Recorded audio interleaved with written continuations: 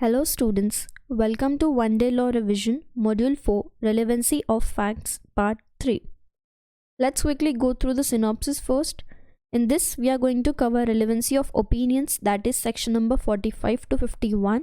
उसके बाद हम देखेंगे relevancy of character, that is section 52 to 55. And then the last topic, facts which need not be proved, that is 56 to 58. So in short, we are going to cover from section number 45 to 58. So let's get started. First, relevancy of opinion. Opinion of expert. कुछ चीज़ों में ऐसा होता है कि हमें court को experts का ओपिनियन लेना पड़ता है, जैसे जहाँ फॉरेन लॉ से रिलेटेड कुछ प्रोविजंस अप्लाई होने वाले, या कुछ साइंस रिलेटेड, आर्ट रिलेटेड कुछ फैक्ट क्वेश्चन में है, या किसी की हैंडराइटिंग आइडेंटिफाई करना, या फिंगर इम्प्रेशंस, तो उस केस में रेलेवेंट एक्सपर्ट का हमको ओपिनियन लेना पड़ता है. In that case the opinion of the expert will be considered as a relevant fact. Facts bearing upon opinion of expert. Fact not otherwise relevant are relevant if they are support or are inconsistent with the opinion of expert when such opinion are relevant. जहाँ facts other than the opinion of experts are different, are inconsistent मतलब they are different, मतलब for example A ने B को poison दिया, expert की reports कुछ अलग symptoms बताती है, बट नॉर्मली वो पॉइजन जिन लोगों को मिलता है वो अलग कुछ सिम्टम्स बताते हैं, मतलब it is inconsistent, not in support with the experts report, तो फिर हम उसको इररिलेवेंट मानेंगे. अदरवाइज एक्सपर्ट्स के ओपिनियन रेलेवेंट होते हैं. Facts not otherwise relevant are relevant if they support or are inconsistent with the opinion of experts, मतलब दूसरे फैक्ट्स को हम रेलेवेंट मानेंगे if they are inconsistent with the opinion of experts when such opinions are relevant. Opinion as to handwriting when relevant. जहाँ court को लगता है कि किसी डॉक्यूमेंट पे साइन है या कुछ लिखा है एंड उस पर्सन की साइन कोई एक्सपर्ट या कोई फैमिली मेम्बर ही बोल सकता है, तो इन that case the person who can recognize or who is acquainted with the handwriting of the person by whom it is written or signed, then that person opinion will be considered as a relevant fact. तो जो person पहचान सकता है उसका opinion हम relevant मानेंगे. Opinion as to digital signature. Digital signature कौन authorize करता है? Certifying authority. तो सर्टिफाइंग अथॉरिटी का ओपिनियन हम रेलेवेंट फैक्ट मानेंगे, that is section number 47A. After that section number 48, opinion as to existence of right और custom. Customs होते हैं, राइट्स होते हैं, जनरल कस्टम भी होते हैं. जनरल कस्टम मतलब जो नॉर्मली रेगुलरली जनरल सेंस में लगते हैं. ये सब कौन बता सकता है? वो पर्सन जिसको ये चीज़ों का नॉलेज है, जो पर्सन राइट कस्टम को समझता है हमारे सोसाइटी के, तो वो पर्सन का ओपिनियन हम रेलेवेंट मानेंगे. Opinion as to usages, tenets etcetera when relevant, section 49. जहाँ कोर्ट को लगता है, court has form the opinion as to usage and tenets of any body of men or family, constitution and government of any religious or charitable foundation, religious या charitable foundation का constitution, or meaning of words or terms used in particular district or by particular classes of people, opinion of person having special mean of knowledge thereon, या जिस person के पास special knowledge है या किसी district के या किसी पर्टिकुलर क्लास ऑफ पीपल के कुछ रिटर्न वर्ड्स या टर्म्स है, तो उन ओपिनियन को, उन रिटर्न वर्ड्स या टर्म्स को, कॉन्स्टिट्यूशन को, किसी इंस्टीट्यूशन का या फाउंडेशन का, ये सब चीज़ों को हम रेलेवेंट फैक्ट मानेंगे. Opinion on relationship when relevant. जहाँ रिलेशनशिप पे कुछ ओपिनियन देना है by one person to another. Opinion regarding conduct. तो फिर रिलेशनशिप जब एग्जिस्ट करती है या नहीं, ये कौन बता सकता है? A person who as a member of the family or otherwise has a special mean of knowledge of the subject. कि फैमिली मेंबर या तो जो पर्सन को उस चीज़ के बारे में नॉलेज है वो पर्सन ओपिनियन दे सकता है, and that will be considered as a relevant fact. उसके बाद grounds of opinion when relevant, section 51. whenever the opinion of any living person is relevant. या लिविंग पर्सन मतलब थर्ड पर्सन, मतलब जहाँ किसी थर्ड पर्सन का ओपिनियन रेलेवेंट लगता है, तो फिर जब वो पर्सन ओपिनियन देता है तो हम उसको रेलेवेंट मानेंगे. After that relevancy of character. अब दो चीज़ें हैं, कैरेक्टर और कंडक्ट. कंडक्ट मतलब क्या? ये एक्ट मैंने किया. कैरेक्टर मतलब क्या? जो चीज़ मैं बार बार करती हूँ वो मेरा कैरेक्टर है.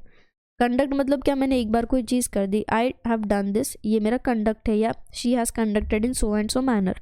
बट कैरेक्टर मतलब क्या, उसका ये कैरेक्टर है। अब सबसे पहले section number 52, in civil cases character to prove conduct imputed irrelevant. क्या बोला है कि सिविल केसेस में the fact that the character of any person concerned in such as to render probable और improbable any conduct imputed to him is irrelevant except in so far as such character appears from fact otherwise relevant. अगर facts पे से समझ रहा है कि character relevant है तो हम उसको रिलेवेंट फैक्ट मानेंगे, otherwise character has got nothing to do with the conduct.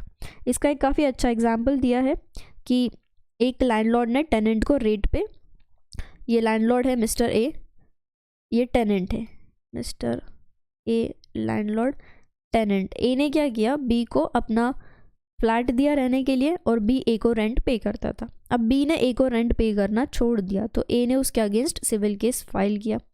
अब बी का क्या बोलना है कि मेरे अगेंस्ट केस नहीं फाइल हो सकता है क्योंकि मैं रिलीजियस पर्सन हूँ, मेरा कैरेक्टर बहुत अच्छा है। तो इस केस में हम कैरेक्टर को नहीं देखेंगे, character here is a irrelevant factor, क्योंकि कंडक्ट क्या है कि बी ने रेंट पे करना चाहिए and B is not paying the rent, तो B will be held liable. In criminal cases previous good character relevant, but criminal proceedings में हम पहले का गुड कैरेक्टर देखेंगे, that is a relevant factor.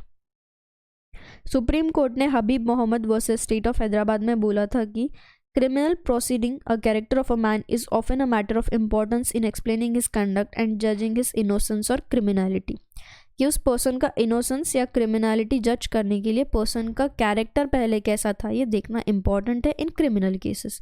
So section 52 talks about civil cases, 53 talks about criminal cases. Previous bad character not relevant except in reply. Criminal proceedings में क्या बोला था, पहले हमने गुड कैरेक्टर देख लिया, अब अगर पहले बैड कैरेक्टर था तो वो इररिलेवेंट है, गुड कैरेक्टर है तो रेलेवेंट है, बैड कैरेक्टर है तो इररिलेवेंट है। और सेक्शन 52 सिर्फ कैरेक्टर की बात करता था कि that is irrelevant, but criminal case में गुड कैरेक्टर रेलेवेंट है, बैड कैरेक्टर इररिलेवेंट है, unless evidence has been given that he has a good character in which it becomes relevant। मतलब बैड कैरेक्टर है तो इररिलेवेंट है, unless कि तुमने prove कर दिया कि उसका गुड कैरेक्टर था तो फिर वो रेलेवेंट फैक्टर बन जाता है। Explanation 1, this section does not apply to cases in which the bad character of any person is itself a fact in issue. जहाँ पर्सन का बैड कैरेक्टर ही फैक्ट इन इशू है तो वहाँ पे ये सेक्शन नहीं लगेगा, इररिलेवेंट बन जाएगा। A previous conviction is relevant as evidence of bad character, कि पहले भी सेम चीज़ करने के वजह से प्रॉब्लम हुआ था या पर्सन ने सेम बैड डीड की थी तो फिर हम उसको as a evidence of bad character मानेंगे। Character as affecting damages, section 55। In civil cases, the fact that the character of a person is such as to affect the amount of damage which he out to receive is relevant।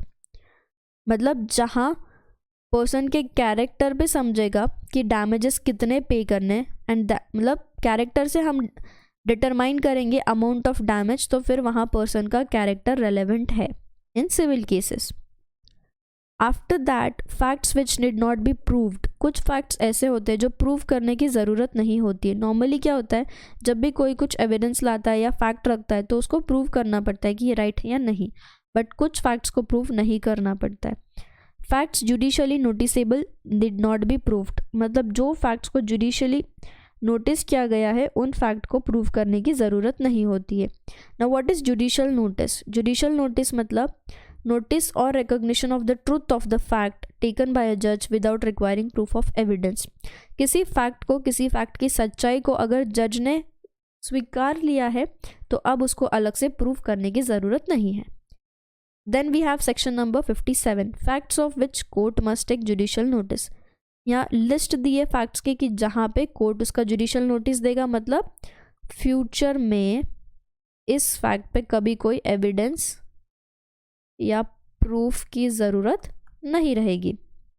So the court shall take judicial notice of the following facts. अब हम एक एक देखेंगे। All law in force in the territory of India, जो भी India में law है उस पर तो कोई क्वेश्चन आ ही नहीं सकता है। All public acts passed thereafter by parliament, पहले हो गया ऑल लॉ इन फोर्स, फिर all public act passed by parliament and all local personal act directed by parliament. Articles of war for the Indian army, navy और air force.